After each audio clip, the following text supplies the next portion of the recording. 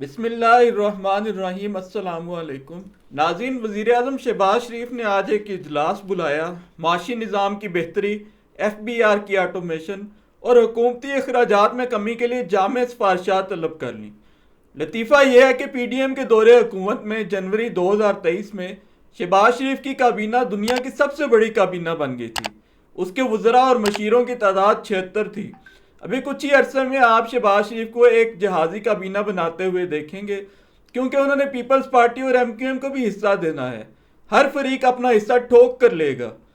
آج corps commander conference میں کہا گیا کہ سیکیورٹی دینے کے علاوہ انتخابی عمل سے فوج کا کوئی تعلق نہیں تھا۔ کچھ عناصر سیاسی مداخلت کے الزامات کے ساتھ افواج پاکستان کو بدنام کر رہے ہیں۔ بات یہ ہے کہ افواج پاکستان تو ہمارے ماتھے کا جھومر ہے۔ جو لوگ دہشت گردوں اور دشمن ممالک سے لڑتے ہوئے سرحدوں پر اپنی جانوں کے نذرانے پیش کر رہے ہیں، ان پر تو کوئی بے حیا شخصی تنقید کر سکتا ہے۔ البتہ مجھے اگر معاف کر سکیں تو عرض یہ ہے کہ فوج نے انتخابی عمل پر بھرپور دباؤ ڈالا۔ یہ ایک اوپن سیکرٹ ہے کہ عمران خان پر 200 مقدمے کس قوت نے بنوائے، عدلیہ کو استعمال کر کے تحریک انصاف سے بلے کا نشان کس نے چھینا۔ استحکام پاکستان پارٹی کے ذریعے جہانگیر 3 کو اسی طرح لانچ کیا گیا جیسے کبھی 40 سال پہلے نواز شریف کو لانچ کیا گیا تھا۔ پختونخوا میں پرویز خٹک کو لانچ کیا گیا۔ تحریک انصاف کے لیڈروں کو زبردستی استحکام پاکستان پارٹی میں شامل کرایا گیا۔ جو نہ شامل ہوئے ان پر مقدمے بنا کر انہیں نشان عبرت بنا دیا گیا۔ پوسٹ پول دھاندلی بھی جم کر کی گئی، نتائج روکے گئے، فارم 45 اپلوڈ نہ ہونے دیے گئے، اور آج جب وہ اپلوڈ ہوئے ہیں تو ان میں خرابیوں اور تضادات سے سکرین بھری پڑی ہے۔ اسلام آباد سے این اے 47 اور این اے 48 سے ہارنے والے امیدوار مصطفیٰ نواز کھوکر نے کہا کہ میں نون لیگ سے نہیں تحریک انصاف سے ہارا ہوں۔ ملک کی تاریخ میں پہلی بار ایک جیتے ہوئے شخص جماعت اسلامی کے حافظ نعیم نے کہا کہ در حقیقت تحریک انصاف کا امیدوار سیف جیتا ہے، میں نہیں جیتا۔ فارم 45 اور دوسرے فارم اپلوڈ کرنے میں الیکشن کمیشن کو مہینہ لگ گیا۔ پھر آزاد جیتنے والوں کو کس طرح نون لیگ میں شامل کرایا گیا وہ بھی سب نے دیکھا۔ وہ کون سی طاقت تھی جس کے سامنے ملک کا چیف جسٹس عمر عطا بندیال بھی پورا زور لگا کر 90 دن کی آئینی مدت کے اندر الیکشن کرانے میں ناکام رہا؟ وہ کون سی قوت تھی جو وزیر اعظم عمران خان اور چیف جسٹس عمر عطا بندیال کے خاندان کے فون ٹیپ کرتی رہی؟ اس کے علاوہ اسٹیبلشمنٹ کا ایک 77 سال کا ماضی ہے جس میں اس نے سیاسی لیڈر بنائے، پھر کسی کو پھانسی چڑھایا، کسی کو ملک بدر کیا۔ وہ کون سی قوت تھی جس کے حکم پر تحریک انصاف کو جلسے منعقد کرنے سے روک دیا گیا؟ اب کس قوت کے ایما پر تحریک انصاف کی خصوصی نشستیں دوسری جماعتوں میں تقسیم کی گئی ہیں، یہ سب جانتے ہیں۔ اسٹیبلشمنٹ اگر ساتھ نہ دیتی تو پیپلز پارٹی اور نون لیگ کا باپ بھی تحریک انصاف کو اس الیکشن میں اقتدار میں آنے سے نہ روک سکتا تھا۔ اس کے باوجود اگر آپ کا اصرار یہ ہے کہ فوج لا تعلق تھی تو اس پر کیا عرض کیا جائے؟ کراچی کا ذکر رہ گیا۔ ایم کیو ایم کے ووٹ اس کا 10% بھی نہیں جتنے در حقیقت اسے ڈالے گئے تھے۔ کور کمانڈرز میٹنگ میں یہ بھی طے پایا کہ انتخابات کے بعد کا ماحول پاکستان میں سیاسی اور معاشی استحکام لائے گا، اور یہ کہ جمہوری استحکام ہی ملک کے آگے بڑھنے کا واحد راستہ ہے۔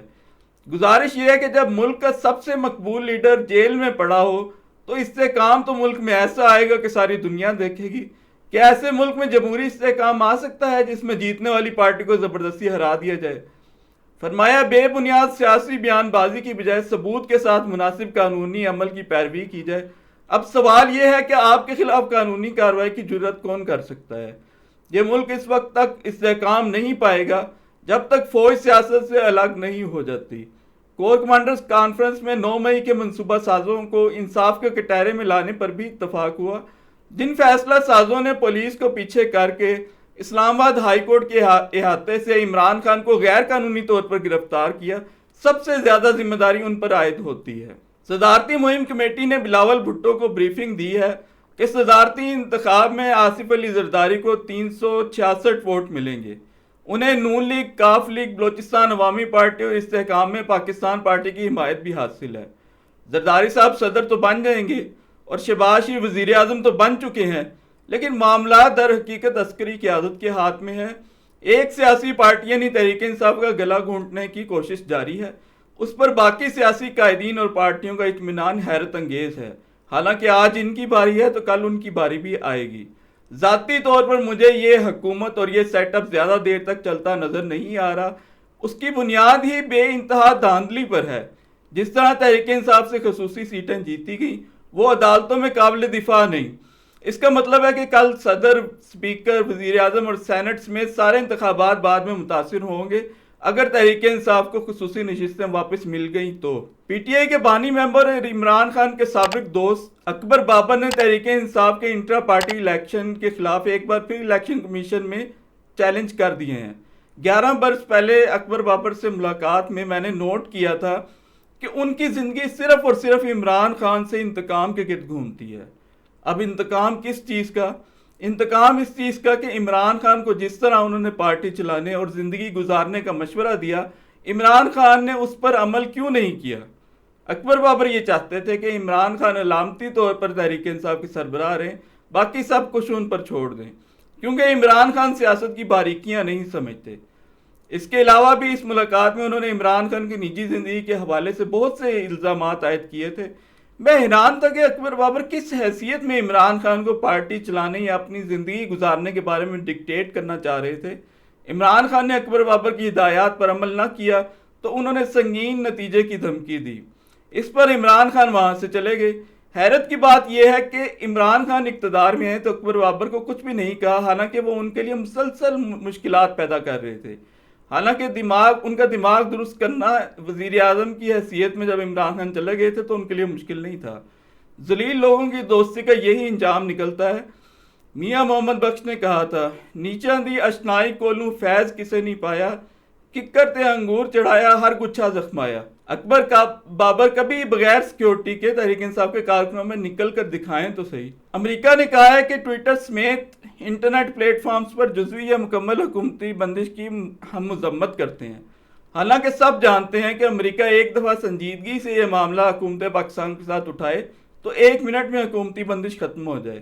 IMF سمیت عالمی فورمز پر امریکی اعانت پاکستان کے لیے زندگی اور موت کا مسئلہ ہوتی ہے۔ صاف ظاہر ہے کہ یہ دکھاوے کی مذمت ہے۔ تحریک انصاف کے رہنما شیر افضل مروت نے عمران خان سے ملاقات کی اور ملاقات کے بعد باہر آ کر یہ کہا کہ عمران خان نے کہا ہے میں 7 سال مزید جیل میں رہنے کو تیار ہوں لیکن ڈیل نہیں کروں گا۔ سینیٹر عرفان صدیقی نے کہا ہے کہ 9 مئی کے بیشتر کردار سیاست کی آڑ میں دیدہ دلیری سے نئے مورچے سنبھال چکے۔